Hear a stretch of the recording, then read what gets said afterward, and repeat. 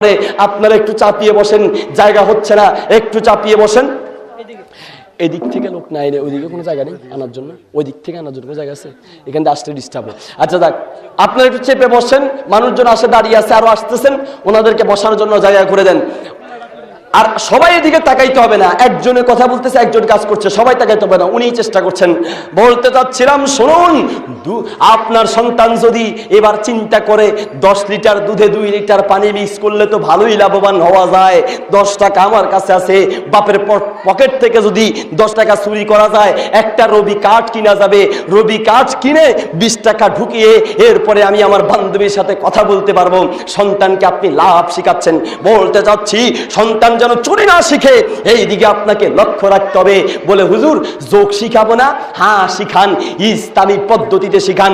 আপনার সন্তানকে বলুন 2 রাকাত ফজরের ফরজ, 4 রাকাত জোহরের ফরজ, 4 রাকাত আসর, মাগরিবের 3 রাকাত, এশার 4 রাকাত, মোট কত রাকাত ফরজ হয়। একদিকে সন্তান যোগ করা শিখবে, আর একদিকে ইসলাম শিখবে।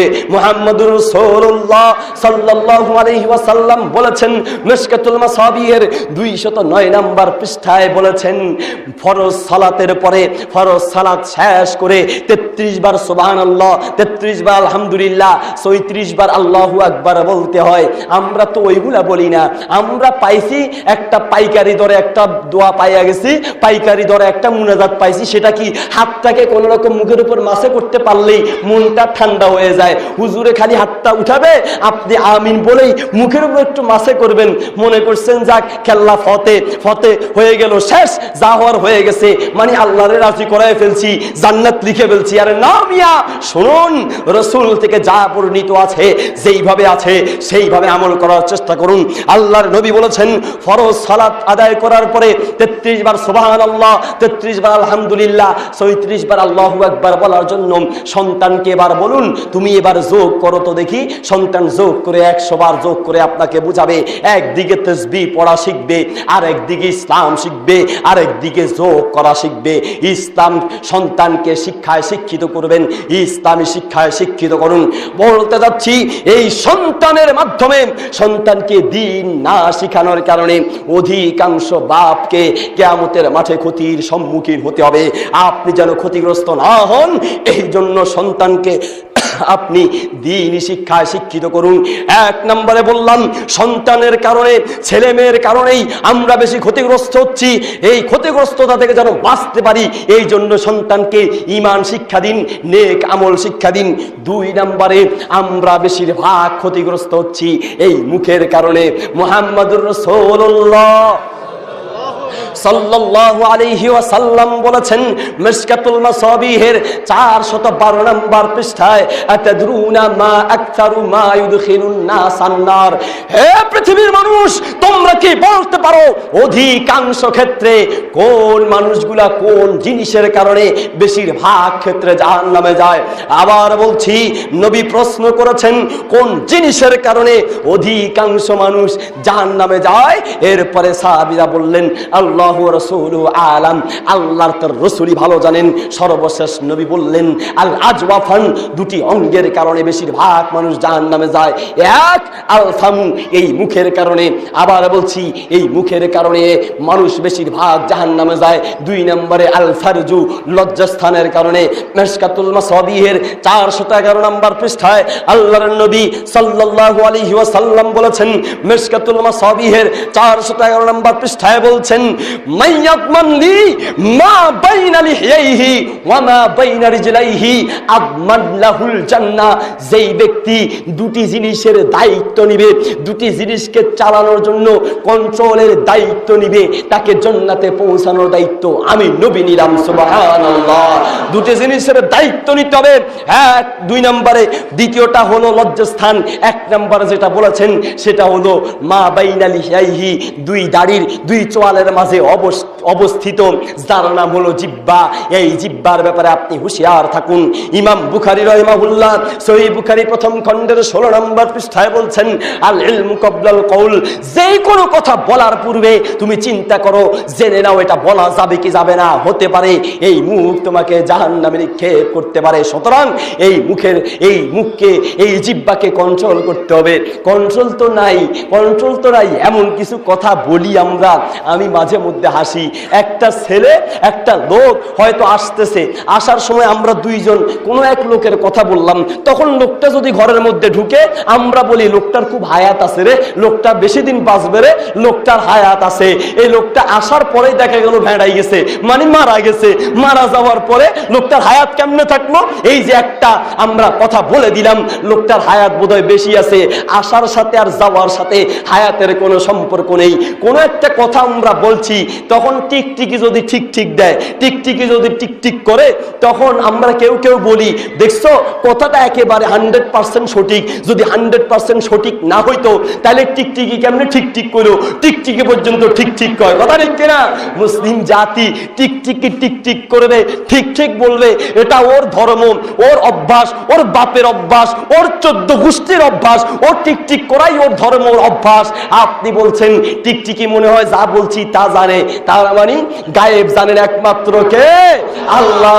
আর আপনি টিকটিকিকে গায়েবের মালিক বানালেন, কেউ নবীকে বানিয়েছেন। শুনুন, সূরা আরাফের 187, সূরা আরাফের 188, সূরা জিনের 26, সূরা আনআমের 50 নম্বর আয়াতে আল্লাহ স্পষ্ট বলে দিয়েছেন, শোনো, এই পৃথিবীতে আল্লাহ ব্যতীত কেউ গায়েব জানে না, এমনকি মুহাম্মদুর রাসূলুল্লাহ সাল্লাল্লাহু আলাইহি ওয়াসাল্লাম পর্যন্ত গায়েব জানেন না। হ্যাঁ, ওহীর মাধ্যমে গায়েবের খবর তাকে জানানো হয়েছে, এই জন্য নবী গায়েবের খবর জানেন, মাধ্যমে জানেন।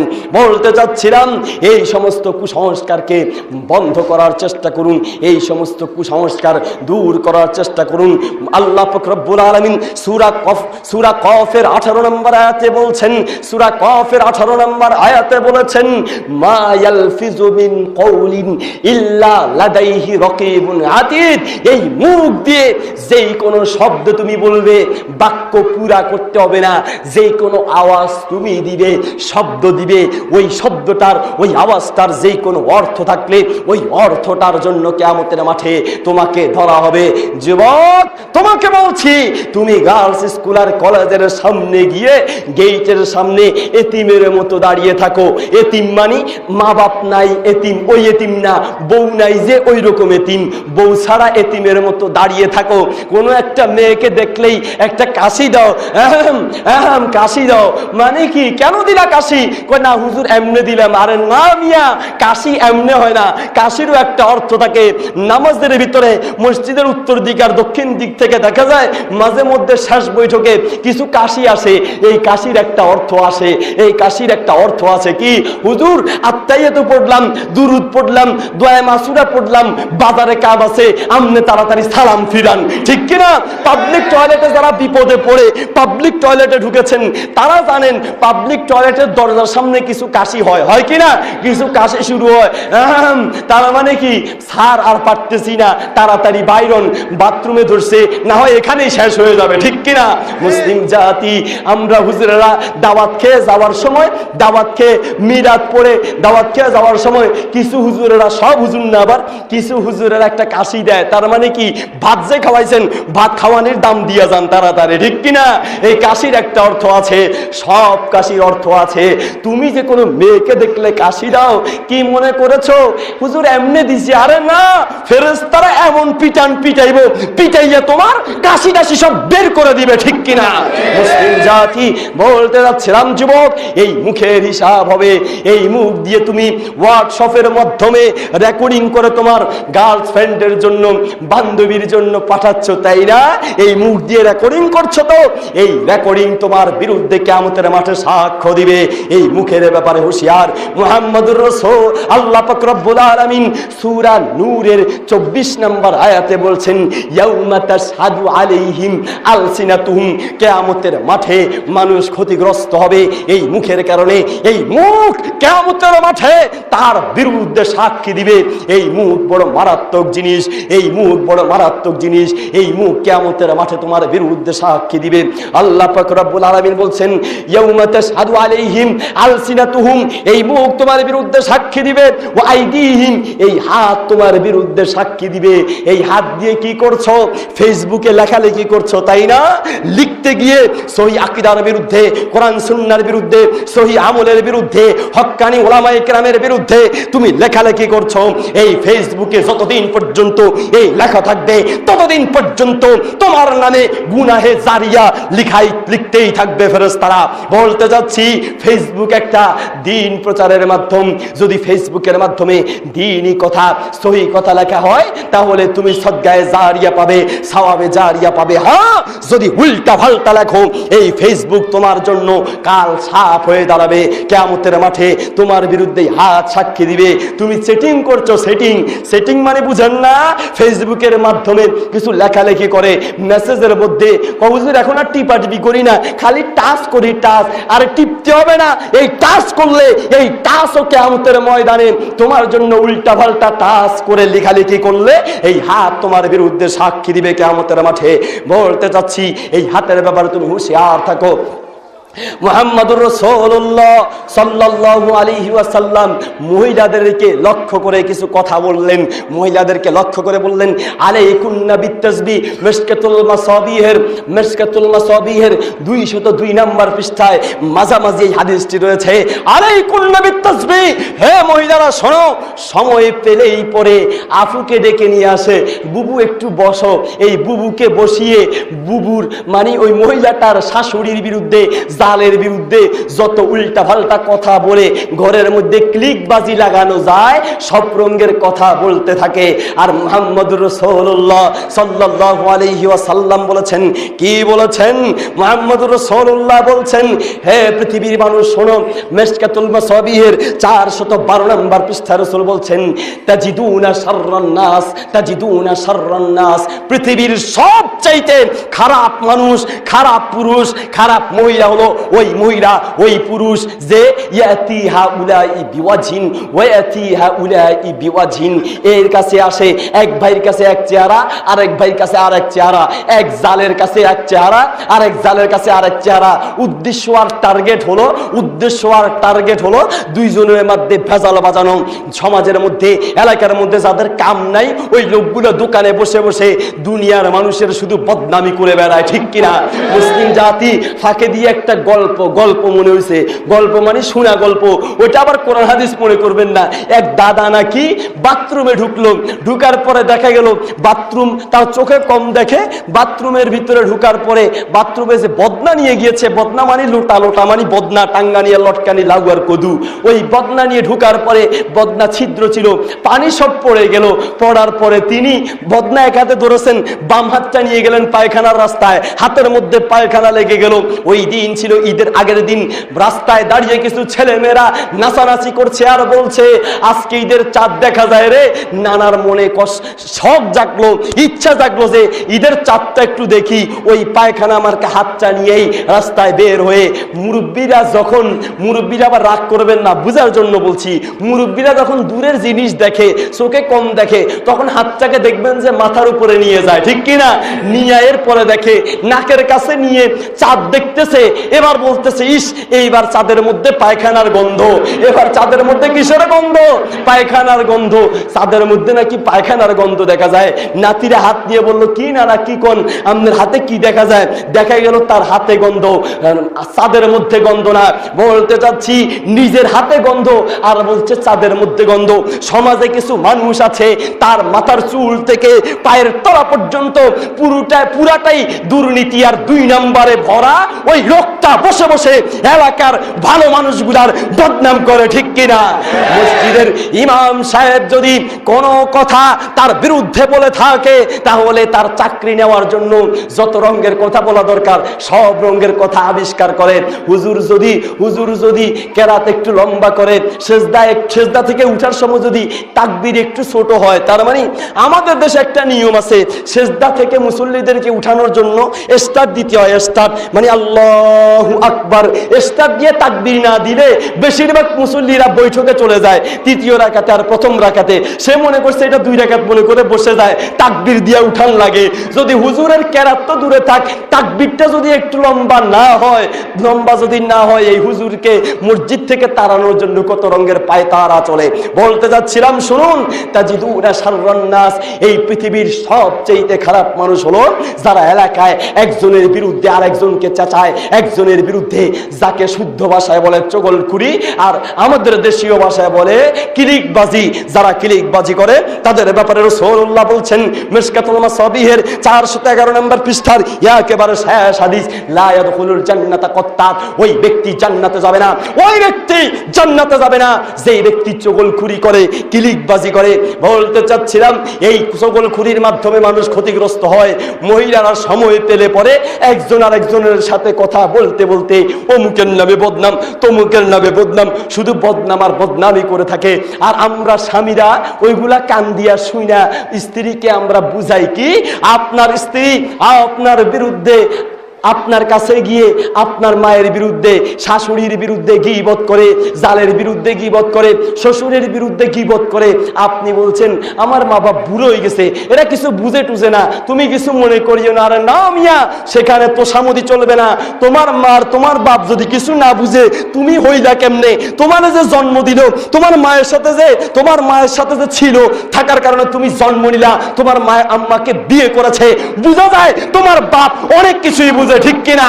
মুসলিম জাতি, বলতে চাচ্ছিলাম, বাবাপের বিরুদ্ধে গীবত করে, জালের বিরুদ্ধে গীবত করে, তুমি শুনে রয়েছো, কিছুই বলছো না। না, তা চলবে না। কারণ সহিহ মুসলিম প্রথম খণ্ডের 51 নম্বর পৃষ্ঠায়, মিশকাতুল মাসাবিহের 436 নম্বর পৃষ্ঠায় আল্লাহর নবী বলেন, মান রাআ মিনকুম মুনকারান ফালিয়ুগাইয়িরহু বিয়াদিহি, যে ব্যক্তি কোন অন্যায় দেখবে তার দায়িত্ব হচ্ছে ওই অন্যায়টাকে যদি তার হাতে ক্ষমতায় থাকে, তার অধীনস্থ কেউ করে, এই হাত দিয়ে বন্ধ করে দিবে। স্ত্রী যখন কারো বিরুদ্ধে গীবত করে, এই মুখ চেপে ধরতে হবে, তাকে গীবত করানোর সুযোগ দেওয়া যাবে না। কারণ মুহাম্মদুর রাসূলুল্লাহ সাল্লাল্লাহু আলাইহি সাল্লামের স্ত্রী, তামাম পৃথিবীর বড় মুহাদ্দিস আর মুফাসসিরা আয়েশা রাদিয়াল্লাহু তাআলা আনহা একদিন মিশকাতুল মাসাবিহের 414 নম্বর পৃষ্ঠার হাদিস, এই হাদিসের মধ্যে রয়েছে, আয়েশা রাদিয়াল্লাহু তাআলা আনহা একদিন আল্লাহর নবীর কাছে গিয়ে বলেছেন, হাসবুকা মিন সাফিয়াতা কাযা ওয়া কাযা তানি কাসীরাতান, ইয়া রাসূলুল্লাহ, আপনার স্ত্রী সুফিয়া সে একটা বেটো মহিলা। এই বেটো মহিলা বলার কারণে আল্লাহর নবী বললেন, লাকাদ কুলতি কালিমাতান লাউ মুজিজা বিহাল বাহরু লামাজালাতহু, আয়েশা তুমি এমন একটি মারাত্মক কথা বলেছো, এই কথার সাথে যদি সমুদ্রের পানিকে মিশানো হয়, তোমার এই কথাকে যদি সমুদ্রের পানিতে ফেলা হয়, নিক্ষেপ করা হয়, সমুদ্রের পানির রং পাল্টে যাবে। আয়েশা মারাত্মক একটি কথা বলেছো। আল্লাহর নবী রাগ করেছেন, গরম হয়ে গিয়েছেন। বলতে চাচ্ছি, আপনি যে কান দিয়ে গীবত শুনছেন আর কিছুই বলছেন না, নবীর আদর্শ এটা নয়। আপনাকে বলছি, মহিলাদের জন্য আল্লাহর নবী বললেন, আলাইকুন্না বিত্তাসবিহ ওয়াত তাহমিদ, তোমাদের উপরে দায়িত্ব হচ্ছে সময় পেলে পরে গল্প গুজবে না বসে সময়টাকে তোমরা তাসবিহ তাহলিল পড়ে কাটাবে। এরপরে আল্লাহর নবী বললেন কিভাবে, ওয়াকিদনা বিল আনামিল, এই আঙ্গুলের মাধ্যমে এই তাসবিহ পড়বে, এই আঙ্গুলের মাধ্যমেই তাসবিহ পড়বে। ফাইন্নাহুন্না মাসউলাতুন মুস্তানতাকাতুন, এই আঙ্গুল কিয়ামতের মাঠে কথা বলবে, সাক্ষ্য দিবে। আবার বলছি, এই আঙ্গুল কিয়ামতের মাঠে কথা বলবে, সাক্ষ্য দিবে। বলবে, হুজুর আঙ্গুল, মোরা আঙ্গুল কথা বলতে পারে? হ্যাঁ পারে। বিভিন্ন অফিস আদালত আর স্কুল ভার্সিটিতে বিভিন্ন জায়গায় করা হয়েছে। আগে স্কুল কলেজ ভার্সিটিতে বিভিন্ন অফিসে যেতে সাইন করতে হতো, এখন আর সাইন করতে হয় না, আঙ্গুলটা শুধু লাগালেই চলে। আঙ্গুলটা শুধু ফিঙ্গার কি একটা নাম যেন বলে, আঙ্গুলটা লাগালেই চলে, তার নাম ঠিকানা সে কয়টায় ঢুকেছে আর কয়টায় বের হচ্ছে সবগুলা রেকর্ড হয়ে যাচ্ছে। এই পৃথিবীর বুকেই আঙ্গুল ইশারা দিচ্ছে, আঙ্গুল সাক্ষ্য দিচ্ছে। আপনার আঙ্গুলের টিপ দেখে বলে দেওয়া যাবে এটা কার টিপ। আপনার আঙ্গুলের টিপের সাথে আরেকজনের টিপ মিলবে না। এই আঙ্গুল কিয়ামত দুনিয়াতেই সাক্ষ্য দিচ্ছে। বলতে চাচ্ছি এই আঙ্গুল, এই হাত মারাত্মক জিনিস। এই হাত কিয়ামতের মাঠে আপনার বিরুদ্ধে কথা বলবে। আপনি এই হাত দিয়ে কতজনকে আঘাত করেছেন? মিশকাতুল মাসাবিহের 435 নম্বর পৃষ্ঠায় আল্লাহর নবী সাল্লাল্লাহু আলাইহি ওয়াসাল্লাম বলেছেন কিয়ামতের মাঠে এই হাত আপনার বিরুদ্ধে সাক্ষী দিবে। সংক্ষেপে বলছি, শেষ করে দিব। আমাদের সমাজে কিছু মানুষ আছে দোকানে বসে চা খায়, বাড়িতে বউ পিটিয়ে এসে কি বাহাদুরি দেখায়। ওরে বাপরে বাপ, ও আজকে দিছি একদম মারতে মারতে শোয়াই ফেলছি, শোয়ার থেকে উঠাই আবার মারছি, আজকে মারি একদম শেষ করে ফেলছি। নিজের কি বাহাদুরি, ওরে বাপরে বাপ, সে বাহাদুরি দেখাচ্ছে বউ পিটিয়ে। শুনুন, বউ পিটানো বাহাদুরি নয়, আপনি একটা বেকুব। কারণ আপনি বউকে এমন ভাবে পিটালেন, আপনার বউ পিটালেন, আবার ডাক্তারের কাছে নিতে হবে, আবার ওষুধ খরচ করতে হবে, নিজের বউ নিজে পিটালেন। এতে বাহাদুরের কিছু নাই। রাগ হয়েছে বউ পিটান, বাইরে রাগ করেছেন, বাসায় এসে বউ পিটাচ্ছেন। আপনার এই পিটানোটা কিয়ামতের মাঠে আপনার জন্য জাহান্নামে যাওয়ার কারণ হয়ে যেতে পারে। আপনি জালেম হিসেবে দাঁড়াবেন। আপনাকে বলছি, মা দাঁড়াবার রাসূলুল্লাহি, নবী সাল্লাল্লাহু আলাইহি ওয়াসাল্লামের আদর্শ ছিল তিনি তার জীবনে লা ইমরাতান ওয়ালা খাদিমান, কোন চাকর বাকরকে, কোন স্ত্রীকে পিটান নাই। বউ না পিটানো নবীর আদর্শ। আবার বলছি, বউ না পিটানো নবীর আদর্শ। আপনি নবীর উম্মত, আপনাদেরকে প্রশ্ন করছি, কয়জন ভাই আছেন বউ পিটান নাই? একটু হাত দেখান তো দেখি। বউ পিটান নাই এরকম কয়জন আছেন? হাত দেখান। ছোট ফোলা পাইনো কয়েকটা হাত উঠাইতে চাইতেছে। এতটা বিয়ে করেন, বউ কোথায় পাইবো পিটানোর জন্য? বলেন তো দেখি, কি ওয়াজ করবো, কারে করতেছি? বলতে চাচ্ছি, শুনুন, মাত্র কয়েকজন লোক পাওয়া যায় এরা বউ পিটা নাই। বাড়িতে গিয়ে খবর নিলে শিওর হওয়া যাবে 100%। এখন না হয় 90% বিশ্বাস করলাম। বলতে চাচ্ছি, বউ না পিটানো নবীর আদর্শ। আপনি শুধুমাত্র রাগ উঠলেই পরে বাইরে রাগ করেছে বউ পিটাচ্ছেন, মানে উল্টা পাল্টা। যদি কয় আমার বউ আমি পিটামু, যেমনে মনে কয় তেমনে পিটামু, দরকার হয় দাঁড় করাই মারমু, না হয় লাশে দিয়ে পিটামু, না হয় গরুর মতো পিটামু। পিটান, কোনো সমস্যা নাই। আপনার বউ আমনে পিটান, যেমনে মনে চায় তেমনে পিটান। ফেরেশতারাও আল্লাহর হুকুমে আমনে এমন পিটান পিটাইবো, যেমনে মনে চায় তেমনে পিটাবে। কথা ঠিক কিনা? মুসলিম জাতি, বলতে যাচ্ছি, এই হাত আপনার বিরুদ্ধে সাক্ষী দিবে। একটা ড্রাইভার আপনার কাছে ভাড়া 50 টাকা 10 টাকা বেশি চেয়েছে, একটা থাপ্পড় লাগিয়ে দিলেন, কারণ আপনার খুব রাগ উঠেছে। এর আগের চোটে পিটে দিলেন, নিজেকে বাহাদুর ভাবলেন। না মিয়া, আপনি আস্তে একটা বোকা বেকুব। কারণ মুহাম্মদুর রাসূলুল্লাহ সাল্লাল্লাহু আলাইহি ওয়াসাল্লাম চালাক কাকে বলেছেন? মিশকাতুল মাসাবিহের 434 নম্বর পৃষ্ঠায় তিনি বলেছেন, শোনো, কেমন লাইসা শাদীদু বিসুরআহ ইন্নামা শাদীদুল্লাযী ইয়ামলিকু নাফসাহু ইনদাল গদাব। চালাক ওই ব্যক্তি, বীর হচ্ছে ওই ব্যক্তি যে ব্যক্তি রাগের সময় নিজেকে নিয়ন্ত্রণ করতে পারে। রাগ উঠলেই কাঁপা শুরু করেন আপনি। কিসের আপনি বীর হলেন? আপনার রাগ আপনাকে কাঁপাইতে আছে, আপনার রাগ আপনার হাত দিয়ে মানুষকে মারতে আছে। রাগের লগে পারেন না, খালি বউর লগে পারেন। আরে বউর লগে তো পাগল ছাগলও পারে, ঠিক কিনা? মুসলিম জাতি, বলতে চাই, একটা সাধারণ মানুষকে টাকা পরে না হয় 50 টাকা দিয়ে দিলেন, 60 টাকা দিয়ে দিলেন, এই যে একটা থাপ্পড় দিয়েছেন, এটার হিসাব কিয়ামতের মাঠে হবে। সন্তানদেরকেও অন্যায়ভাবে পিটলে কিয়ামতের মাঠে আপনার বিরুদ্ধে হাত সাক্ষ্য দিবে। হাতের ব্যাপারে আপনাকে হুঁশিয়ার থাকতে হবে। সময় কতক্ষণ আছে বলেন তো? মুসলিম জাতি, আপনাকে বলছি, আপনার এই হাতের ব্যাপারে আপনি হুঁশিয়ার থাকুন। এই হাত দিয়ে কি লিখছেন না লিখছেন, এই হাত দিয়ে আপনি রং নাম্বারে কল দিচ্ছেন, ফ্রি মিনিট দিয়ে কিছু নাম্বার খুঁজতেছেন, রং নাম্বারে কল দিচ্ছেন, কার কাছে কল দিচ্ছেন, এটার হিসাব হবে।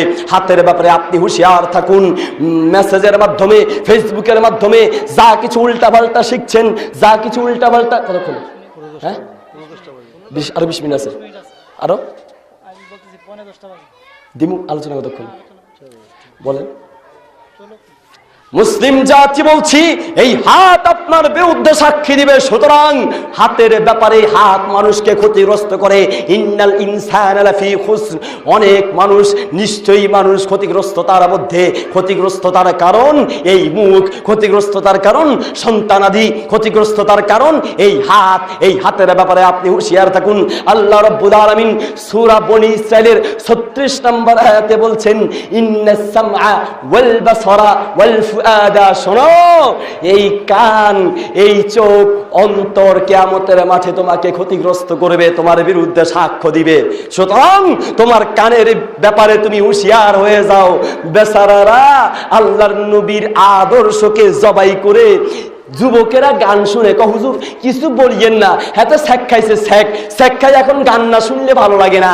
এত পড়ালেখা করলাম, শেখ খাওয়া করে, কয় বুঝলাম না, বুঝতাম পারলাম না। আমরা বুঝেননি, শেখ খাইছে বলে কোন মেয়ে তারা ধোকা দিছে, ওটার নাম হয়েছে এখন শেখ খাওয়া। শেখ হুজুর শেখ খাইছে, এতে গান না শুনলে মরি যাবো গই, হাতের গান শোনার জন্য একটু সুযোগ করে দেন। মুসলিম জাতি বলছে, শোনো, এই যে কান দিয়ে তুমি গান শুনছো, বাদ্যযন্ত্র সহকারে যে গান শুনছো, কিয়ামতের মাঠে তোমার বিরুদ্ধে এই কান সাক্ষ্য দিবে। কিয়ামতের মাঠে এই কান তোমার বিরুদ্ধে মামলা করবে। কানের ব্যাপারে হুঁশিয়ার থাকো। রাসূলুল্লাহ সাল্লাল্লাহু আলাইহি সাল্লামের আদর্শ ছিল, মিশকাতুল মাসাবিহের 412 নম্বর পৃষ্ঠায় রয়েছে।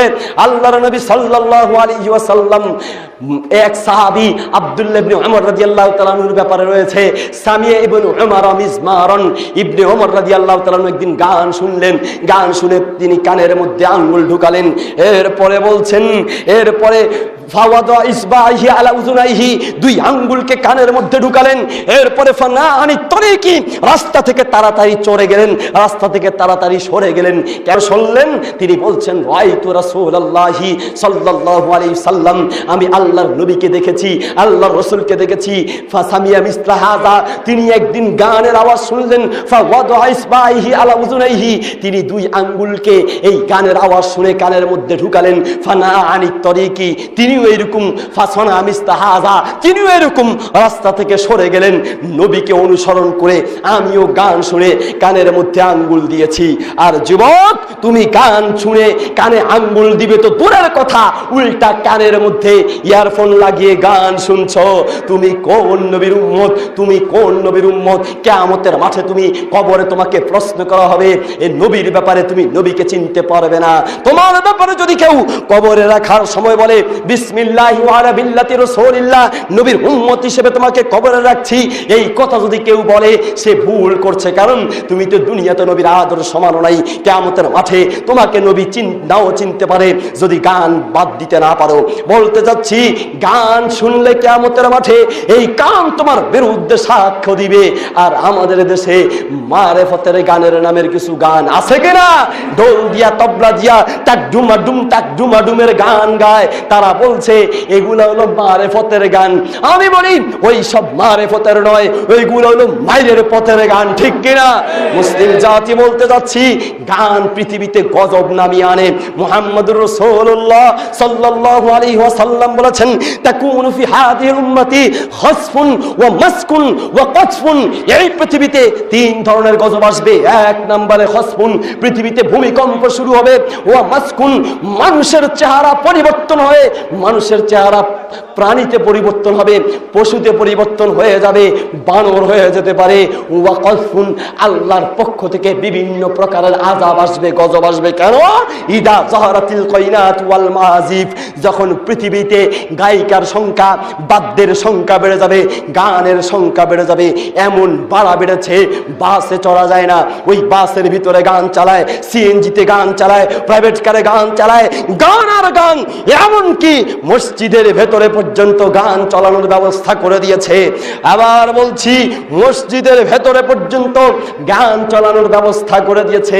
বলবেন হুজুর, মসজিদের ভিতরে গান কে চালায়? হুজুরে, আরে না মিয়া, হুজুর কোরআন তেলাওয়াত করছে, হুজুর কোরআন পড়ছে, আর আপনি নায়ক হয়েছেন। নায়ক হয়ে গান ছাড়া ভালো লাগে না। আপনার রিংটোনটা আপনি দিয়েছেন গানের রিংটোন। নামাজে দাঁড়িয়েছেন, ইমাম সাহেব কোরআন পড়ছে, কেরাত পড়ছে, আপনার বান্ধবী কল দিয়েছে, কল দেওয়ার সঙ্গে সঙ্গে মসজিদের ভিতরে রিংটোনের মাধ্যমে গান শুরু হয়ে গেছে, কথা ঠিক কিনা? মুসলিম জাতি বলতে যাচ্ছিলাম, এই গান পৃথিবীতে আল্লাহর গজব নামায়। আর গান এত বাড়া বেড়েছে, আপনাদের এলাকার খবর জানি না, আমার এলাকায় দেখেছি বেশিরভাগ বিয়ে অনুষ্ঠানেই গান বাদ্যের ব্যবস্থা করা হয়, বেশিরভাগ বিয়ে অনুষ্ঠানেই গান বাদ্যের ব্যবস্থা করা হয়। বলতে যাচ্ছি, ও পিতারা, ও অভিভাবকগণ, শোনো, তোমার সন্তান আর তোমার মেয়েদের মোবাইল আজকে গিয়ে চেক করবে, চেক করে যদি কোনো গান দেখো ওই গানগুলো ডিলিট করবে, এটা তোমার দায়িত্ব।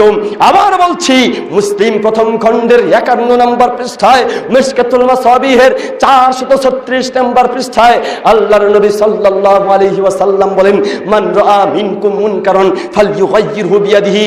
কোন ব্যক্তি যদি কোনো অন্যায় দেখে, তার অধীনস্থ কেউ এই অন্যায়টা করলে তার সম্ভব হলে হাত দিয়ে বন্ধ করে দিবে। আপনার ছেলে, আপনার অধীনস্থ ওই ছেলেটার মোবাইলের ভিতরে কি রেখেছে, গান রেখেছে না ওয়াজ রেখেছে, আজকে চেক করবেন। তবে আফসোসের বিষয়, চেক করবেন কি করে? আপনার ছেলে এত চালাক, সে লক করে রাখে, লক লক লক বুঝেননি, তালা মেরে রাখে, লক করে রাখে। বাপ তো দূরের কথা, 14 গোষ্ঠীর কেউ খুলতে পারবে না, কত রঙের পেছানো বোছানো লক করে রাখো।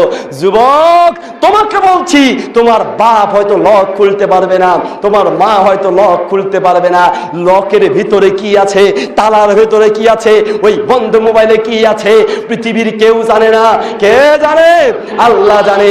বলতে চাচ্ছিলাম, শোনো, গান শুনলে পৃথিবীতে গজব নেমে আসে, এই জন্য গান বন্ধ করতে হবে। ও হুজুর, এখন ডিজিটাল যুগ, নিউ মডেলের যুগ, এখন যদি বিয়ে অনুষ্ঠানে গান বাদ্য না হয়, নাচনিওয়ালি গানের ব্যবস্থা, আবার কিছু গান আছে নাকি গায়ে হলুদের সময় গাইতে হয়, লীলাবালি লীলাবালি লীলাবালি, লীলাবালির গান না গাইতে বলে গায়ে হলুদের অনুষ্ঠানই হয় না। কত মূর্খ এই জাতি। মুহাম্মদুর রাসূলুল্লাহ সাল্লাল্লাহু আলাইহি ওয়াসাল্লাম বলেছেন, বুখারী, সহিহ বুখারী প্রথম খণ্ডের 18 নম্বর পৃষ্ঠায়, তিরমিজি দ্বিতীয় খণ্ডের 44 নম্বর পৃষ্ঠায়, ইন্না মিন আসরাতিস সাআতি আন ইউরফাল ইলম ওয়া ইয়াসবুতাল জাহলু ওয়া ফি রিওয়ায়াতিন ওয়া ইয়ানজিলাল জাহলু ওয়া ফি রিওয়ায়াতিন ওয়া ইয়াকসুরাল জাহলু। এই পৃথিবী ধ্বংসের আলামত হচ্ছে পৃথিবী থেকে ইলম উঠে যাবে, পৃথিবীতে মূর্খতা বেড়ে যাবে, পৃথিবীতে মূর্খতা বেড়ে যাবে। এই পৃথিবীর অধিকাংশ মানুষ মূর্খ, যারা বলছে যে গান বাদ্য ছাড়া বিয়ে শাদী হয় না। গান বাদ্য ছাড়া যদি বিয়ে শাদী না হয়, তোমার দাদা বিয়ে করছে যে গান হয় নাই, তোমার বাপ যে বিয়ে করছে গান হয় নাই, বিয়ে শাদী না হইলে তোমার জন্মটা তো মনে হয় সঠিক হয় নাই, ঠিক কিনা?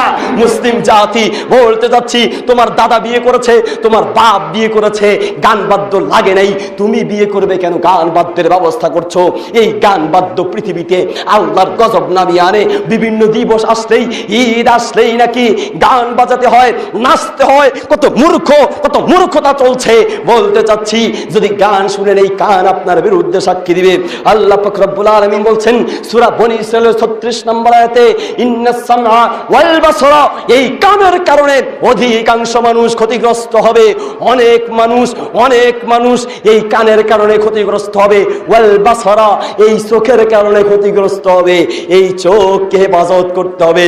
আল্লাহ বলেছেন, কুল্লিল মুমিনিনা ইয়াগুদ্দু মিন আবসারিহিম, অপর মহিলার দিকে চোখ যদি পড়ে, ওই চোখকে নামিয়ে রাখো, মানে গায়ের মাহরাম মহিলাদের থেকে তোমার চোখকে নামিয়ে রাখো, যেন তাদের দিকে তোমার চোখ না যায়। আল্লাহ নিষেধ করলেন কেন? এই জন্য আমরা বেশি করে করি। আল্লাহ নিষেধ করলেন কেন? এই জন্য আমরা বেশি করে করি। মুহাম্মাদুর রাসূলুল্লাহ সাল্লাল্লাহু আলাইহি ওয়াসাল্লাম বলেছেন, হে পৃথিবীর মানুষ শোনো, হে পৃথিবীর মানুষ শুনে নাও। সহিহ মুসলিম প্রথম খণ্ডের 52 নম্বর পৃষ্ঠায় আল্লাহর নবী বলেছেন, মা মিন নাবিয়্যিন বাসাহুল্লাহু মিন ক্বাবলি, এই পৃথিবীতে যেই কোন নবী আমার পূর্বে পৃথিবীতে এসেছে, কানা লাহু হাওয়ারিয়ুন, এই পৃথিবীতে প্রত্যেক নবীর কিছু সাহায্যকারী ছিল, ওয়া আসহাবুন, কিছু বন্ধু ছিল, কিছু সঙ্গী সাথী ছিল। তারা কি করত? ইয়াখুযুনা বিসুন্নতিহি, তারা নবীর সুন্নতকে পুঙ্খানুভাবে আঁকড়ে ধরত, পুঙ্খানুভাবে নবী যেইভাবে বলেছেন ওইভাবেই মেনে চলতো।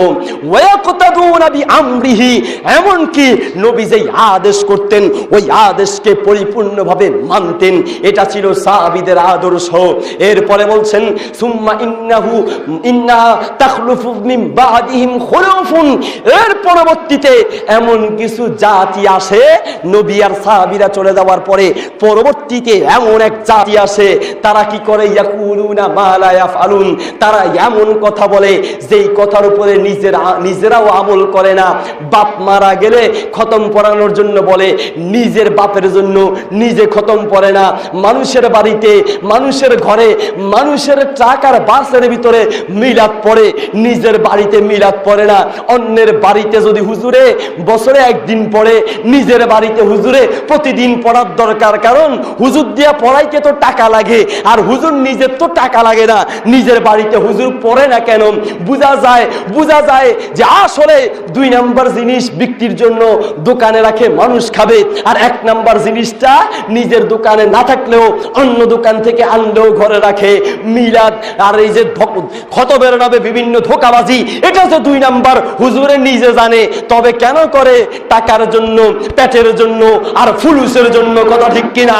মুসলিম জাতি বলতে যাচ্ছিলাম, শুনুন, ইয়াকুলুনা মা লা ইয়াফআলুন, এমন কথা বলে যেই কথার উপরে নিজেই আমল করে না, এমন কথা বলে যেই কথার উপরে নিজে আমল করে না। ওয়ায়াফআলুনা মা লা ইয়ামারুন, এমন কাজ করে যেটা করতে নিষেধ করা হয়েছে, যেটা নিষেধ করা হয়েছে ওটাই বেশি করে করে। ঠিক আমাদের অবস্থা হচ্ছে তাই, আমাদেরকে নিষেধ করা হয়েছে অন্য মহিলার দিকে, গায়রা মাহরাম মহিলার দিকে তাকানো যাবে না। যদি তাকাই, খালতো বোন, চাচতো বোন, বামতো বোন, এই সমস্ত মহিলাদের দিকে যদি বেপরদা অবস্থায় তাদের দিকে তাকাই, তাহলে এই চোখ কিয়ামতের মাঠে আমার বিরুদ্ধে সাক্ষ্য দিবে। কিন্তু বড় আফসোসের বিষয়, যুবক বিয়ে করবে, বিয়ে করতে যাওয়ার সময় বাপ চাচা আর বন্ধুদেরকে নিয়ে যায়, চল আজকে একটা বউ দেখে আসি, মেয়ে দেখে আসি। কিরে ওই বোকা, ও বেকুব, বিয়ে কি তুই করবি না বন্ধুরা করবে? ওখানে বন্ধুদের কাজ কি? ঠিক কিনা? মুসলিম জাতি আবার মোবাইলে ছবি তুলে আনে, ছবি তুলে এনে বিভিন্ন বন্ধুদেরকে দেখায়, দেখতো মেয়েটা কেমন দেখা যায়, এটার বিয়ে করতে চাইতেছি, এটার নাকটা ঠিক আছে কিনা, চোখগুলো একটু বড় বড় দেখা যায়, ঠোঁটগুলা চিকন দেখা যায়, গালটা তো ভালো দেখা যায় না। কত বড় মূর্খ এই জাতি, নিজে বিয়ে করবে এই মেয়েটাকে দুনিয়ার মানুষের বন্ধুদেরকে দেখাচ্ছে, মানুষের বন্ধুদের জন্য ফ্রি করে দিচ্ছে। বলতে চাচ্ছিলাম, এই চোখ তোমার বিরুদ্ধে সাক্ষী দিবে। একদিন আমি এক রাস্তা দিয়ে যাচ্ছিলাম সিএনজিতে করে, আমার পাশে একজন বসে বলছে, হুজুর আপনি 1 চামচ একটু মাঠের দিকে তাকান, 1 চামচ দেখেন। আমাকে ফেনী ভাষার কথা, 1 চামচ মানে একবার দেখেন, একবার দেখা যায় আছে। হুজুর আপনি একবার একটু দেখেন তো দেখি মাঠের দিকে। আমি বললাম কেন? দেখলে আপনার ওয়াজ করতে সুবিধা হবে, 1 চামচ একটু দেখেন। তাকিয়ে দেখলাম কিছু লোক খেলছে। এই খেলছে যারা, প্রত্যেকের চুল লম্বা লম্বা। বলেন তো, যারা ফুটবল খেলছে চুল লম্বা, এরা কি পুরুষ না মহিলা? মহিলা। তার মানে মহিলারা ফুটবল খেলছে। ওদের থেকে চোখটা নামাইয়া তারপরে তাকাইলাম শ্রোতাদের দিকে তাকিয়ে দেখলাম, ওরে বাপরে বাপ, শ্রোতারা এমন ভাবে তাকিয়ে আছে, একটা পলক পর্যন্ত পড়ে না। ওয়াজে বক্তার দিকে তাকাইবে এটা মনে চায় না, আলেমের চেহারার দিকে তাকাইতে মন চায়, 14 দিকে তাকায়, ওই চা নিয়ে গেলে ওই দিকেও তাকায়, একটা মানুষ আসলে ওই দিকেও তাকায়, কত দিকে যে তাকায়। আর ওখানে খেলার মাঠের দিকে সবাই একেবারে যেন জান্নাতি হুর দেখতে আসে, জান্নাতি হুর পাইছে। ওরে বাপরে বাপ, চোখের পলক পড়ে না। আমি চিন্তা করলাম, আসলে এরা কি খেলা দেখে না খেলোয়াড় দেখে? বুঝতাম পারলাম না, আসলে কি খেলা দেখে না খেলোয়াড় দেখে? মুসলিম জাতি, আল্লাহর নবী সাল্লাল্লাহু আলাইহি ওয়াসাল্লাম বলেছেন, আল্লাহর নবী সাল্লাল্লাহু আলাইহি ওয়াসাল্লাম বলেছেন, বুখারী শরীফের 1ম খণ্ডের 18 নম্বর পৃষ্ঠায়, তিরমিজি 2য় খণ্ডের 44 নম্বর পৃষ্ঠায় বলেছেন, ইন্না মিন আশরাতিস সাআতি, এই পৃথিবী ধ্বংসের আলামত, এই পৃথিবী ধ্বংসের আলামত, এই পৃথিবীতে কিয়ামত নাজিল হওয়ার আলামত হচ্ছে ইয়াকিল্লার রিজাল। এই পৃথিবীতে পুরুষের সংখ্যা কমে যাবে, ওয়া তাকসুরান নিসা, পৃথিবীতে মহিলার সংখ্যা বেড়ে যাবে। বেপরদা মহিলার সংখ্যা এত বাড়া বেড়েছে, মোবাইলে অফিসে কল দিবেন, কারা ধরে বলেন তো দেখি? মহিলারা ধরে, ঠিক কিনা? আপনি হসপিটালে যাবেন, হসপিটালের দরজা থেকে মানে গেট থেকে শুরু করে একেবারে বাথরুম পর্যন্ত প্রায় দায়িত্বশীল হচ্ছে বেপরদা মহিলারা বলতে চাচ্ছিলাম ইদানিং আবার দোকানদারি করছে মহিলারা। কয়েক বছর আগে দেখেছি, কয়েক বছর আগে শুনেছিলাম যে ইমামতিতে ঢুকছে মহিলারা, মাথায় হাত দিয়ে চিন্তা করলাম হায় হায় ইমামতি করে একটু পেট চালামু, মানে ইমামতি করে একটু জীবনটা নিয়ে বাঁচমু, ওই ইমামতি পর্যন্ত মহিলারা দখল করছে। হায় হায় উপায় কি হবে? আল্লাহর গজব না রহমত বুঝতাম না, আল্লাহ বন্ধ করেছেন, ঠিক কিনা? মুসলিম জাতি বলতে চাচ্ছিলাম শুনুন, এত বাড়া বেড়েছে খেলার ভিতরে পর্যন্ত মহিলারা। আর সবচেয়ে বড় আফসোসের বিষয় হচ্ছে আমাকে এক ভাই বলেছে হুজুর এখন মহিলারা রেক্সলিন খেলে। রেক্সলিন, রেক্সলিন মানে বুঝেননি, গ্রামের গুতাগুতি খোসাখুসি কুস্তা কুস্তি, ওটার নাম হলো টিভিতে ঢুকার পরে রেক্সলিন। রেক্সলিন যেই কথা, গুতাগুতি আর খোসাখুসি সেই কথা, টাঙ্গানি আর লটকানি, লাউ আর কদু, ডিম মামলেট আর ডিম ভাজি, ঠিক কিনা? মুসলিম জাতি বলতে চাচ্ছিলাম এই চোখ দিয়ে যদি আপনি রেক্সলিন খেলায় অশ্লীল মহিলার দিকে তাকান, বেপরদা মহিলাদের দিকে তাকান, এই চোখ আপনার বিরুদ্ধে সাক্ষ্য দিবে। এতক্ষণ পর্যন্ত বলেছিলাম মহিলাদের একটু বিপক্ষে চলে গেছে, বোনেরা হয়তো রাগ করতে পারেন, তাদের জন্য শেষ একটা কথা বলেই আলোচনা শেষ করব। ভাই একটু পরে দেন, এই যে কে কি দিচ্ছেন একটু পরে দেন, একটু পরে দেন, এখন দিবেন না। বলতে যাচ্ছে শুনুন, মুহাম্মদুর রাসূলুল্লাহ সাল্লাল্লাহু আলাইহি ওয়াসাল্লাম মহিলাদের প্রশংসা করতে গিয়ে বলেছেন খায়রু মাতাঈদ দুনিয়া আল মারআতু সালিহা। এই পৃথিবীর সবচেয়ে বড় সঞ্চিত সম্পদ হচ্ছে একজন দিনদার মহিলা, একজন দিনদার মহিলা, দিনদার ইমানদার মুসলিম মুমিন মহিলার সবচেয়ে বড় সম্পদ। বলতে যাচ্ছি মহিলাদের ব্যাপারে আল্লাহর নবী বলেছেন মিশকাতুল মাসাবিহের 281 নম্বর পৃষ্ঠা মহিলারা জান্নাত পাবে খুবই সহজে চারটা কাজ করলে। ওই কাজগুলো কি? এক নম্বরে আল মারআতু ইযা সাল্লাত, মহিলারা যখন কি করবে? 5 ওয়াক্ত সালাত আদায় করবে, 5 ওয়াক্ত নামাজ পড়বে। নামাজের ব্যাপারে মহিলাদেরকে বেশি ওয়াজ করা লাগে না, আলহামদুলিল্লাহ আমাদের বোনেরা নামাজ পড়ে। তবে সমস্যা হলো এক জায়গায়, সমস্যা কি? টিভি দেখতে বসেছে, ছবি দেখতে বসেছে, ছবিটা শুরু হয়েছে। এখন নামাজের সময় হলো আসরের নামাজ, 3:20 নাকি ছবি দিত। আগে শুনতাম, আমরা ছোটবেলায় শুনেছি 3:20, ওই 3:20 ছবি শুরু। এখন কয় অ্যাডভার্টাইজ দিলে তারপরে নামাজ পড়তে যাবো। দেখা যায় অ্যাডভার্টাইজটা এমন জায়গায় দেয় যেই জায়গার মধ্যে বেশি আকর্ষণ, চিন্তা করে থাক এই অ্যাডভার্টাইজ না, সামনের অ্যাডভার্টাইজ এলে তখন নামাজ পড়তে যাবো। এই অ্যাডভার্টাইজও শেষ হয় না, ছবিও শেষ হয় না, নামাজও আর পড়ার টাইম হয় না, ঠিক কিনা? বুবু এসেছে, বুবুর সাথে গল্প করতেছে, বুবু বলো তো তোমার আব্বা কেমনে মরছে? বুবু একেবারে শুরু করছে, আমার আব্বা আসছে, বাসায় বসছে, হাসপাতালে গেছে, এই যাইতেই আছে, গল্প শেষ হয় না। নামাজের টাইমও আর মনে থাকে না। এই গল্প করতে করতে শেষ পর্যন্ত আসরের নামাজ পড়ে মাগরিবের সময়, ঠিক কিনা? মা বোনদেরকে বলছি নামাজ ঠিক ওয়াক্ত মতো পড়তে হবে। শোনো, বিভিন্ন গাড়ির মধ্যে লেখা দেখলাম যে নামাজকে বলুন, কাজকে বলবেন না, যে নামাজকে বলবেন না কাজ আছে, বরং কাজকে বলুন নামাজের সময় হয়েছে, কাজকে বলুন নামাজ আছে। শুনুন, গল্পকে বলুন যে আমার নামাজের সময় হয়েছে, নামাজকে বলবেন না যে এখন গল্পটা শেষ হোক তারপরে নামাজ পড়ছি। এটা মুমিন মহিলা, মুসলিম মহিলার কাম্য হতে পারে না। ওই গাড়িটাতে দেখে আমার কাছে খুব ভালো লাগলো। আমি বলতে যাচ্ছি শুনুন, বিভিন্ন বাস যাদের আছে, ট্রাক যাদের আছে, অথবা গাড়ি আছে, ওখানে রং করবেন, পেইন্টিং করবেন, ওখানে এই সমস্ত ইসলামী শব্দ লিখবেন, ছবি দিবেন না, ঘরে ছবি লটকে না রেখে ওখানে কোরআনের আয়াতের অর্থ, হাদিসের আয়াত, হাদিসগুলোর অর্থ লিখে ঘরের মধ্যে টাঙিয়ে রাখুন, দেয়ালে লিখে রাখুন। আপনি অবশ্যই এই এর দ্বারা দিন প্রচারের সওয়াব পাবেন। বলতে চাচ্ছিলাম আল মারআতু ইযা সাল্লাত, যখন মহিলা 5 ওয়াক্ত সালাত আদায় করবে, ওয়া সামাত শাহরাহা, এবং রমজান মাসের রোজা রাখবে। রোজার জন্য বেশি ওয়াজ করা লাগে না, কারণ স্বামীর সাথে ঝগড়া শুরু হলে ওরে বাপরে বাপ দেরি নেই, যখন ঝগড়া শুরু হলো তখন থেকেই রোজা স্টার্ট, ঠিক কিনা? তোমার খানা আর খামু না, চুরি করে খাবে, রাত্রে চুরি করে খাবে, তবে স্বামীর সামনে খাবে না।